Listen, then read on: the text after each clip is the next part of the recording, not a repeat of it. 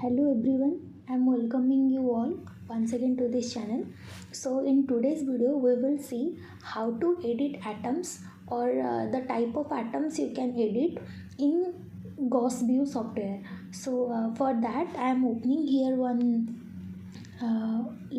of the input file of the DMC molecule.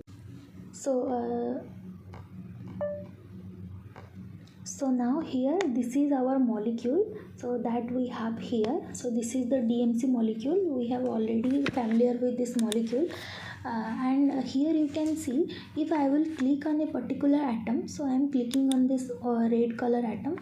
You can see this is one, and this is the only one atom that I have clicked, and that atom is O3. You can see here that this is O3 atom, and if I will click on this one, this is 2 and this is O2, and this is showing the bond, the distance between this O1 like O3 and O2, like 1 and 2, that is 2.2678. so like that we can see. And if I will click on another atom, so this is the third one, this is O1. So this way you can see that which atom you are selecting and which one you have to click. So as we know that angle we can see for 3 atoms, and dihedral things we can see for 4 atoms. So this way at a time we can click on 4 atoms. So if you will see 1, 2, 3 and 4, so 4 at a time. If I will click on further atom, so see 1 is removed and next 4 is added. So this is how we can select maximum up to 4 atoms. So here why it is necessary to see this selection kind of thing. So before, if you want to change a particular atom to another atom type, so for that we need to select a particular atom. So see here, if I these white color, like this gray color atoms are hydrogen. So I am selecting this hydrogen. This hydrogen is H7. So if I want to change this hydrogen to another carbon, so what I will do here, so for H7 atom we have to make this hydrogen to carbon. So for that, let's go do right click here, right click, then go to the tools, and here you can see there is a atom list. So I'm clicking on atom list, and you see the list of atoms are appearing now. So here you see that symbol, tag and all, everything is coming. So which number we want? We want 7 number, because here it is H7, and here you see 7 number and the atom is H. Here what we have to do, we can change this H to C. So I removed this H, and now I have typed this C here. You can also select by using this drop down arrow here.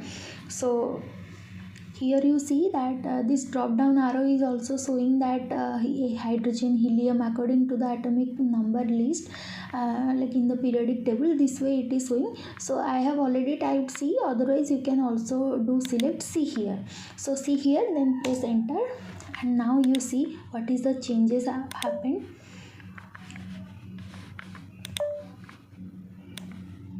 The changes you see here. Okay, I am crossing it now. So you see that instead of hydrogen it is carbon now. So this way whatever atom you want to add, so you can add or you can replace. So like here only I showed how to replace a atom to change a particular atom type. Sometimes we need to we need to add some more hydrogen or more carbon or more fluorine, any kind of atom you want to add, you can add by adding your doing some addition on this atom table. And here you see, if you want to add further atom, so see here is the add thing. So you can add, okay, add, like here you have to add something, like you have to give the number or name like that.